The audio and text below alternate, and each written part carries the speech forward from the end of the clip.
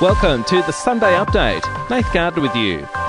Barty has won the Australian Open, becoming the first Aussie to win the event since 1978. The world number one defeating American Danielle Collins 6-3, 7-6 in front of her home crowd. As an Aussie, the most important part of this tournament is being able to share it with so many people, and you guys today in the crowd have been nothing shy of exceptional. Thanks to Channel 9 there. While Nick Kyrgios and Thanasi Kokkinakis have won the men's doubles final, beating fellow Aussies Matt Ebden and Max Purcell in straight sets.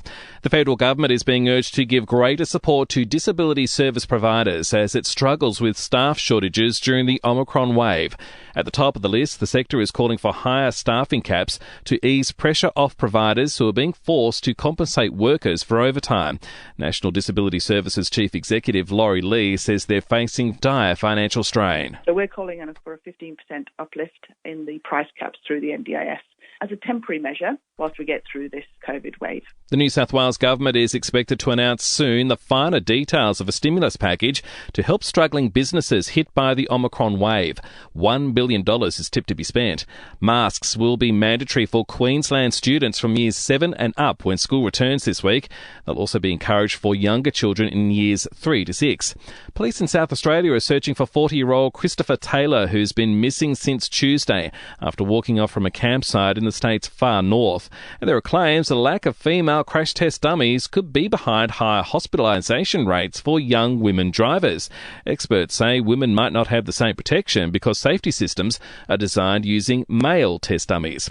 To sport now, returning to our lead story, Barty has won the Australian Open title. And in the doubles, Thanasi Kokkinakis and Nick Kyrgios, too good for Matt Ebden and Max Purcell. Next, it's the men's final with Rafa Nadal up against Daniil Medvedev.